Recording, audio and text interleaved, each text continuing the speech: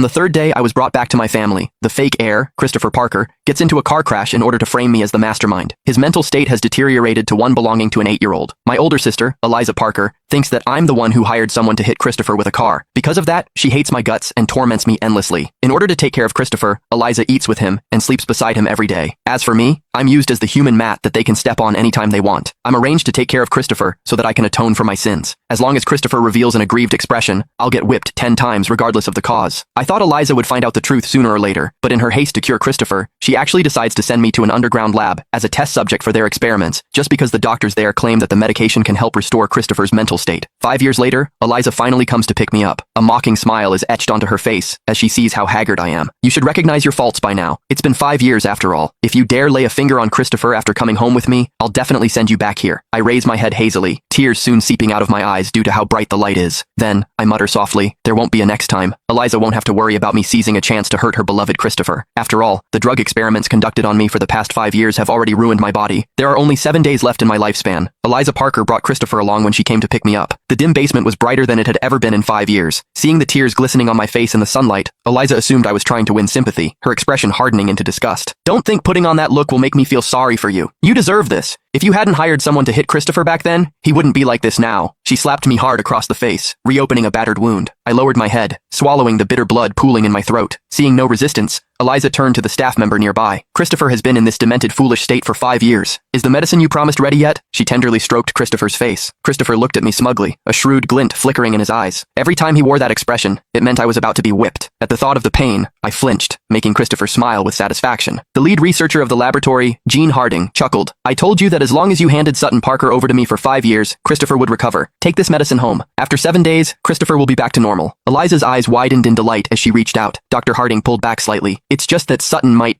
what? Eliza snatched the medicine, having no intention of listening, and left with Christopher in tow. Aren't you planning to take him back with you? Dr. Harding called out, pointing at me sprawled on the ground. Eliza paused, then yanked my arm to pull me to my feet. After a few staggering steps, I collapsed. Years of drug testing had deformed the bones throughout my body, leaving my skin and flesh close to rotting. Every step was an immense torment. I broke out in a cold sweat, a whimper escaping my lips. Christopher crouched beside me with feigned innocence, then suddenly burst into loud sobs. Eliza! Sutton bit me! Eliza's expression darkened. Sutton, 5 years have passed, and you still refuse to mend your ways? My teeth were pulled out a long time ago, I replied with great difficulty. How could I possibly bite him? Over 5 years I was tortured repeatedly, my limbs broken and reset, my flesh sliced open. To survive, I was reduced to fighting dogs for food. When I truly felt I could barely hold on, I went to great lengths to steal Dr. Harding's phone to beg Eliza to bring me home. Her refusal was immediate. You must pay the price for what you've done. Just stay there and be the test subject for Christopher's drugs. Quit plotting to come back and replace him.